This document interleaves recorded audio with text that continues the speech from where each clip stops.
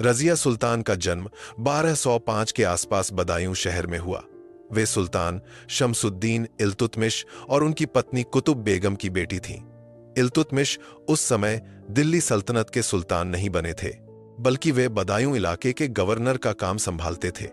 रजिया का बचपन उसी माहौल में बीता जहां राजनीति, प्रशासन और सेना के काम रोजमर्रा की बातचीत का हिस्सा थे। उनके पिता इल्तुतमिश का जीवन खुद एक बहुत बड़ा सबक था। इल्तुतमिश कोई खानदानी राजकुमार नहीं थे। वे शुरुआत में एक गुलाम थे जिन्हें कुतुबुद्दीन ऐबक ने खरीदा था।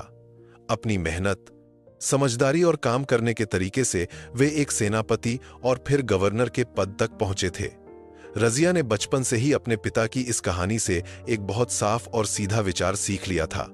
वह विचार यह था कि इंसान की कीमत उसके जन्म से या उसके परिवार से नहीं ही होती, बल्कि उसके काम और उसकी काबिलियत से होती है। यह सोच रजिया के जीवन का सबसे बड़ा नियम बन गई। 1211 में जब इल्तुतमिश दिल्ली के सुल्तान बने, तो उनका पूरा परिवार बदायूं से दिल्ली आ गया। दिल्ली उस समय एक नया और बढ़ता हुआ शहर था। यहाँ का माहौल बदायूं से बहुत अलग था। दिल्ली में सत्ता का केंद्र था और यहाँ हर दिन बड़े फैसले लिए जाते थे। रजिया भी अपने पिता के साथ दिल्ली के इस नए महल प्रशासन के लिए तलिया के साथ ही में रहने लगी। आमतौर पर उस समय राजाओं की बेटियों को महल के अंदरूनी हिस्सों में रखा जाता था, जहां उन्हें सिर्फ घर चलाने, कढ़ाई, बुनाई करने और सिलाई का काम सिखाया जाता था। लेकिन इल्तुतमिश की सोच अलग थी। वे अपनी बेटी को उसी तरह की शिक्षा देना चाहते थे जैसी शिक्षा वे अपने बेटों को दे रहे थे। रजिया की शिक्षा की शुरुआत बहुत सीधे तरीके से हुई। उन्हें सबसे पहले पढ़ना और लिखना सिखाया गया। उन्होंने उस समय के जरूरी कानून और शासन चलाने के नियम पढ़े। इसके साथ ही उनकी शारीरिक और सैन्य शिक्षा भी शुरू हुई। रजिया ने घुड़सवारी करना सीखा। वे घोड़ों को काबू करना और लंबे सफर पर बिना थके सवारी करना जानती थीं। उन्होंने तीरंदाजी और तलवारबाजी का भी अभ्यास किया। यह कोई शौक नहीं था, बल्कि यह उस समय के हिसाब से खुद को सुरक्षित रखने और सेना को समझने का एक बहुत जरूरी तरीका था। एक शासक के लिए यह समझना बहुत जरूरी होता है कि एक सैनिक युद्ध के मैदान में कैसे काम करता है। रजिया ने यह सब महल के मैदानों में पसीना बहाकर सीखा। जैसे जैसे रजिया बड़ी हो रही थीं, उनका ध्यान किताबों और हथियारों से आगे बढ़कर असली दुनिया के काम काज पर जाने लगा। वे अक्सर अपने पिता इल्तुतमिश के दरबार में जाती थीं। वे वहां चुपचाप बैठकर देखती थीं कि उनके पिता आम लोगों की परेशानियां कैसे सुनते हैं और फैसले कैसे लेते हैं। यहीं से रजिया ने शासन चलाने की असली फिलॉसफी या विचारधारा सीखी। उन्होंने देखा कि एक राजा का काम सिर्फ महल में बैठकर आराम करना नहीं है। राजा का असली काम संतुलन बनाना है। इस संतुलन को समझने के लिए हमें उस समय के प्रशासन को थोड़ा करीब से देखना होगा। इल्तुतमिश के दरबार में सबसे ताकतवर लोगों का एक समूह था, जिसे तुर्कान ए चहलगानी कहा जाता था। इसका मतलब है 40 लोगों का समूह। ये लोग सुल्तान के सबसे खास अधिकारी, सेनापति और गवर्नर थे। सुल्तान ने पूरे राज्य की जमीन को छोटे छोटे हिस्सों में बांट रखा था। इन हिस्सों को इक्ता कहा जाता था। हर इक्ता का एक मुखिया होता था, जो उसी 40 लोगों के समूह में से एक होता था। इस मुखिया का काम था अपनी जमीन पर रहने वाले किसानों और व्यापारियों से कर या टैक्स वसूलना। उस पैसे में से वह अपना खर्च निकालता था, अपनी एक छोटी सेना तैयार रखता था और बाकी बचा हुआ पैसा सुल्तान के खजाने में जमा करता था। रजिया ने बहुत ध्यान से इस पूरी व्यवस्था को समझा। उन्होंने देखा कि इस व्यवस्था में एक बहुत बड़ी कमजोरी है। जो गवर्नर या सेनापति इक्ता का मुखिया होता था, वह हमेशा यही कोशिश करता था कि वह किसानों से ज्यादा पैसा वसूले, लेकिन सुल्तान के खजाने में कम से कम पैसा भेजे। वे लोग अपनी ताकत बढ़ाना चाहते थे ताकि वे सुल्तान पर दबाव डाल सकें। रजिया ने इस बात को गहराई से समझा कि अगर इन अमीर अधिकारियों और गवर्नरों को पूरी छूट दे दी गई, तो वे आम जनता को लूट लेंगे और सुल्तान की ताकत खत्म हो जाएगी। इसलिए रजिया का यह पक्का विचार बन गया कि देश का खजाना और सेना का सीधा नियंत्रण सुल्तान के अपने हाथों में होना चाहिए। बिचौलियों या गवर्नरों पर बहुत ज्यादा भरोसा करना राज्य के लिए खतरनाक है। यह कोई किताबी ज्ञान नहीं था। यह उस दौर के अर्थशास्त्र और पैसे के लेन देन का एक बहुत ही साफ और कड़वा सच था। रजिया ने यह भी देखा कि जब किसानों पर टैक्स का बोझ बहुत ज्यादा बढ़ जाता है तो वे खेती करना छोड़ देते हैं या फिर विद्रोह कर देते हैं। अगर किसान खेती नहीं करेंगे तो अनाज नहीं पैदा होगा। अगर अनाज नहीं होगा तो सेना भूखी मरेगी और व्यापार ठप हो जाएगा। इसलिए रजिया का मानना था कि कर वसूलने का एक तय नियम होना चाहिए, जो न तो इतना कम हो कि सरकार का खजाना खाली हो जाए और न ही इतना ज्यादा हो कि आम आदमी टूट जाए। यह विचार उनके प्रशासन को चलाने का मुख्य आधार बना। इल्तुतमिश के कई बेटे थे। उनका सबसे बड़ा बेटा नसीरुद्दीन महमूद था। नसीरुद्दीन बहुत समझदार थे और प्रशासन का काम बहुत अच्छी तरह संभालते थे। इल्तुतमिश उन्हें ही अपने बाद सुल्तान बनाना चाहते थे। रजिया भी अपने बड़े भाई का बहुत सम्मान करती थीं और उनके काम करने के तरीके से सीखती थीं। लेकिन उनके दूसरे भाई, जिनमें रुकनुद्दीन फिरोज का नाम प्रमुख था, वे बिल्कुल अलग थे। रुकनुद्दीन को शासन के काम में कोई दिलचस्पी नहीं थी। वे अपना ज्यादातर समय संगीतकारों, नर्तकियों और आराम तलब लोगों के साथ बिताते थे। वे महल के खजाने का पैसा बिना सोचे समझे उड़ाते थे। रजिया अपने इन दोनों भाइयों को देखकर सत्ता के दो अलग अलग चेहरों को समझ रही थी। एक तरफ मेहनत, जिम्मेदारी और जनता के प्रति जवाबदेही थी और दूसरी तरफ सिर्फ आराम और पैसे की बर्बादी थी। रजिया का दिमाग बहुत साफ था। वे मानती थीं कि सत्ता कोई इनाम नहीं है जो आपको परिवार में पैदा होने की वजह से मिल गया है। सत्ता एक बहुत भारी जिम्मेदारी है। अगर सुल्तान अपना काम ठीक से नहीं करेगा तो राज्य बिखर जाएगा और बाहरी दुश्मन हमला कर देंगे। यह सिर्फ एक विचार नहीं था, बल्कि यह उस समय की राजनीति की सबसे बड़ी सच्चाई थी।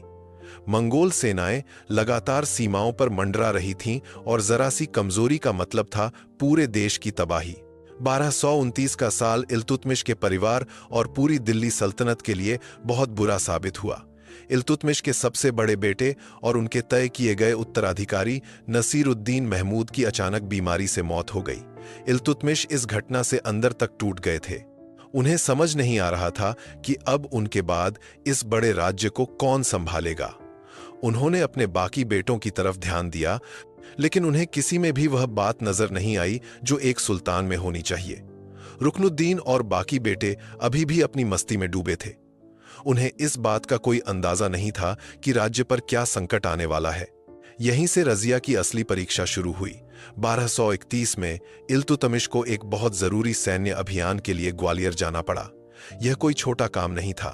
ग्वालियर के किले पर कब्जा करने में बहुत समय लगने वाला था। सुल्तान को दिल्ली से महीनों तक दूर रहना था। सवाल यह था कि पीछे से दिल्ली का शासन कौन चलाएगा।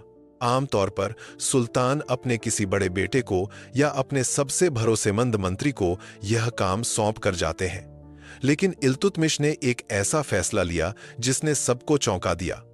उन्होंने अपनी बेटी रजिया को दिल्ली का प्रभारी बना दिया। यह कोई दिखावे का पद नहीं था। रजिया को सच में पूरी दिल्ली का काम संभालना था। 1231 से लेकर 1232 तक लगभग एक पूरे साल रजिया ने दिल्ली की सत्ता चलाई। यह वह समय था जब उन्होंने अपनी सीखी हुई सारी बातों को असली जिंदगी में लागू किया। उन्होंने रोजाना दरबार लगाना शुरू किया। वे सुल्तान के सिंहासन पर नहीं बैठती थीं, लेकिन वे दरबार में मौजूद रहती थीं और अधिकारियों से सीधे बात करती थीं। इस एक साल के दौरान रजिया ने जो फैसले लिए वे उनके सुलझे हुए दिमाग का सबूत थे। जब भी शहर में कोई जमीन का विवाद होता या चोरी की घटना होती तो काजी यानी मुख्य न्यायाधीश रजिया के पास फैसले के लिए आते थे। रजिया किसी भी मामले में भावुक होकर फैसला नहीं सुनाती थीं। वे सबूतों को देखती थीं, गवाहों की बात सुनती थीं और फिर उस समय के कानून के हिसाब से अपना फैसला देती थीं। उन्होंने यह पक्का किया कि कानून सबके लिए बराबर हो, चाहे वह कोई गरीब आदमी हो या फिर सुल्तान की सेना का कोई बड़ा अधिकारी। न्याय के प्रति उनके इस सीधे और साफ रवैये ने दिल्ली के आम लोगों के बीच उनका बहुत सम्मान बढ़ाया। इसके अलावा रजिया ने अर्थव्यवस्था के मोर्चे पर भी बहुत अच्छा काम किया। ग्वालियर में लड़ रही सुल्तान की सेना को लगातार खाने पीने के सामान, हथियारों और पैसों की जरूरत होती थी। यह रजिया की जिम्मेदारी थी कि वे दिल्ली से इन चीजों की सप्लाई बिना रुके वहां तक पहुंचाएं। इसके लिए उन्हें व्यापारियों से बात करनी पड़ती थी। अनाज के गोदामों का हिसाब रखना पड़ता था और खजाने के खर्च पर कड़ी नजर रखनी पड़ती थी। रजिया ने एक एक पैसे का हिसाब बहुत बारीकी से रखा। उन्होंने सुनिश्चित किया कि कोई भी सरकारी कर्मचारी या मंत्री सेना के लिए जाने वाले पैसे में कोई एक सरकारी ले लिया आने वाले हेराफेरी न कर सके। उन्होंने दिल्ली शहर की सुरक्षा के भी पक्के इंतजाम किए। जब सुल्तान और मुख्य सेना शहर से बाहर होते हैं तो विद्रोह या चोरी डकैती का खतरा बढ़ जाता है। रजिया ने शहर के पुलिस प्रमुख को आदेश दिया कि रात में गश्त बढ़ाई जाए और शहर के दरवाजों पर कड़ी नजर रखी जाए। रजिया खुद भी कभी कभी घोड़े पर सवार होकर शहर का मुआयना करने निकल जाती थीं, ताकि वे अपनी आंखों से देख सकें कि सब काम ठीक से हो रहा है या नहीं। उनका यह तरीका अधिकारियों में एक डर और अनुशासन बनाए रखता था कि वे काम में लापरवाही नहीं कर सकते। इतिहासकार मिन्हाज ऐसिराज ने फारसी भाषा में लिखी अपनी किताब तबकात नासिरी में रजिया के इस एक साल के शासन के बारे में बहुत सार तौर पर बताया है। मिन्हाज लिखते हैं कि रजिया प्रशासन के काम में बहुत तेज और समझदार थीं। उनके अंदर वे सारी खूबियां थीं जो एक अच्छे शासक में होनी चाहिए। वे न्याय करने वाली, जनता का ध्यान रखने वाली और सेना को अच्छी तरह समझने वाली इंसान थीं।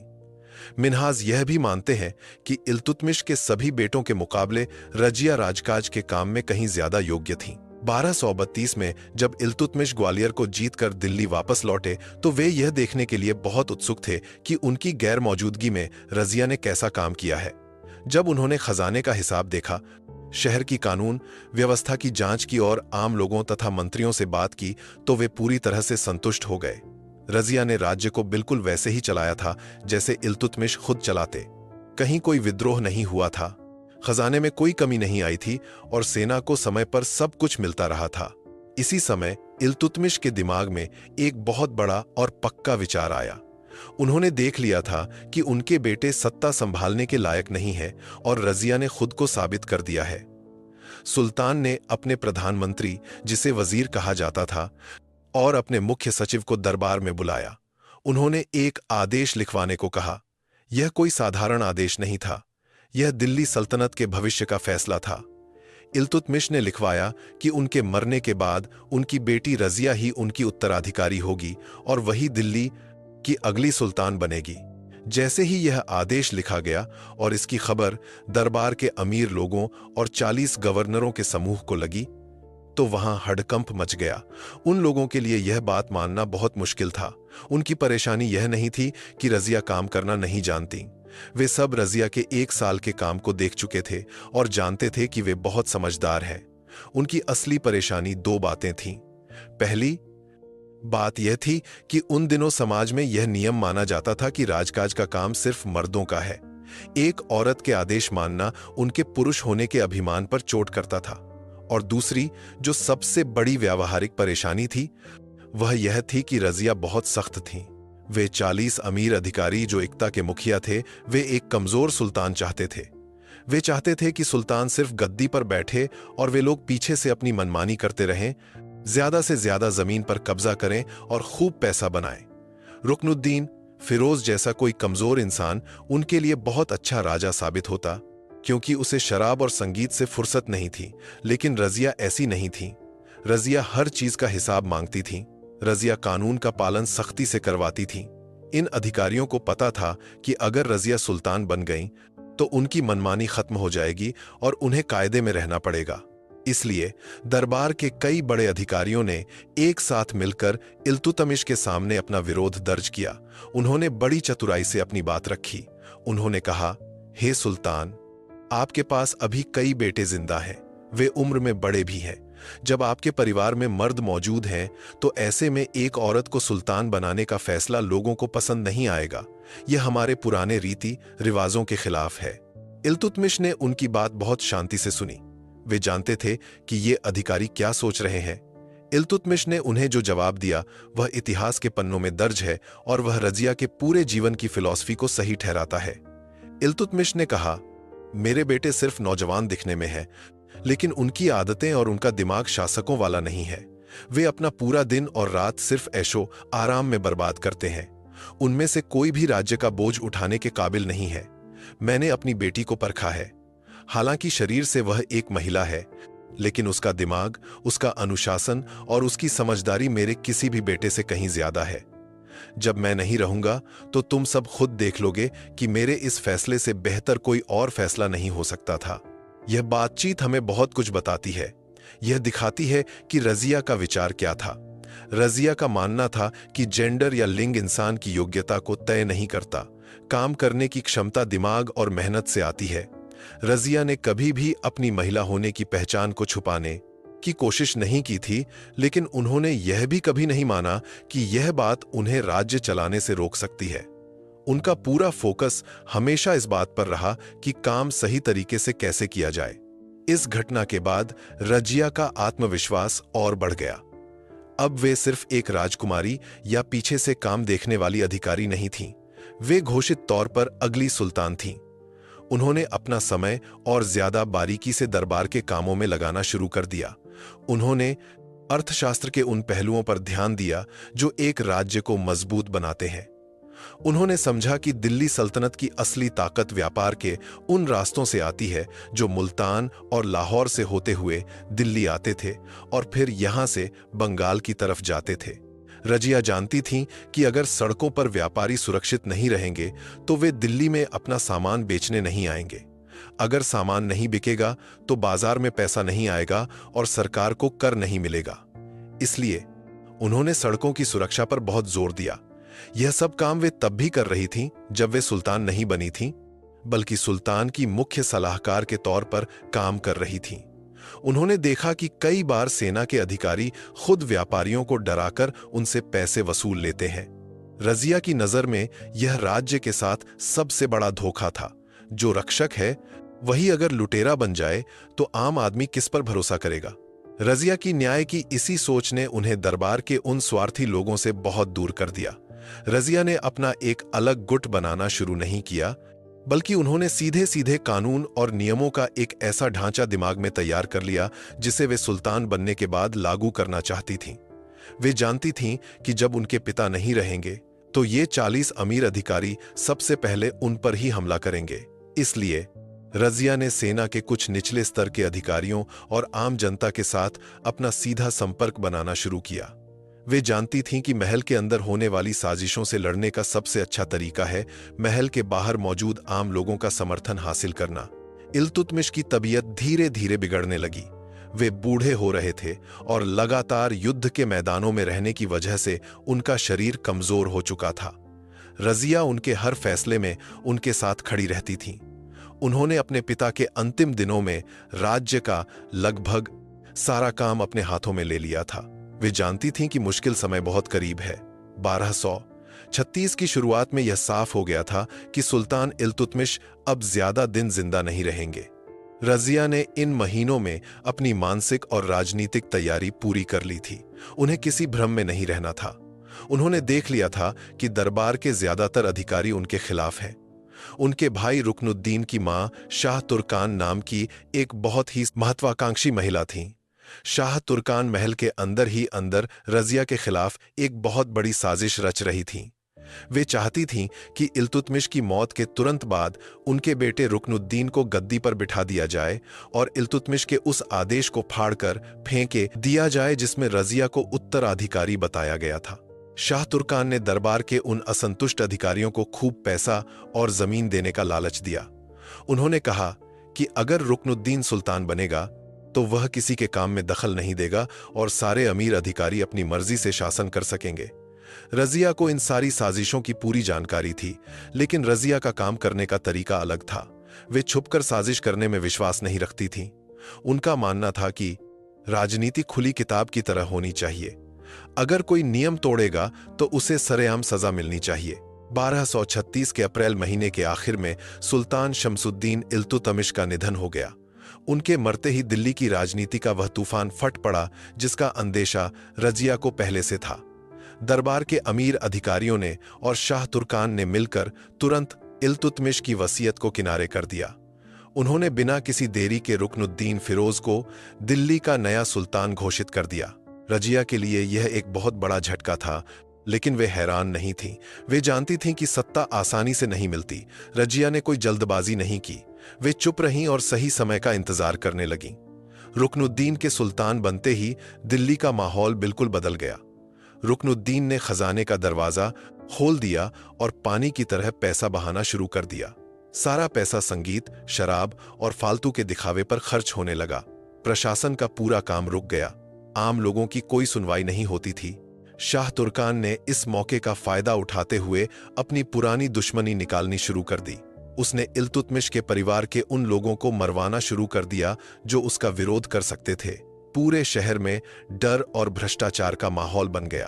अमीर अधिकारी भी अब रुकनुद्दीन से परेशान होने लगे थे, क्योंकि उन्हें एहसास हो गया था कि एक बेवकूफ राजा राज्य को ही खत्म कर देगा। रजिया इसी समय का इंतजार कर रही थी। उन्होंने देखा कि आम जनता और सेना दोनों शाह तुर्कान और रुकनुद्दीन के कामों से बहुत नाराज है।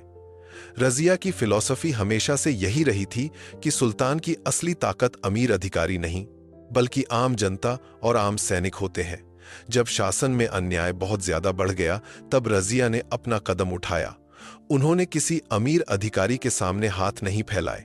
इसके बजाय उन्होंने सीधे दिल्ली की जनता से बात करने का फैसला किया। यह उनके जीवन का सबसे बड़ा और सबसे साहसी कदम था, जिसने इतिहास की दिशा को हमेशा के लिए बदल दिया। यहीं से रजिया के उस सफर की शुरुआत हुई, जिसमें उन्हें अपने ही लोगों से लड़कर वह अधिकार लेना था जो उनके पिता ने उन्हें दिया था और जिसे हासिल करने के लिए वे पूरी तरह से योग्य थीं।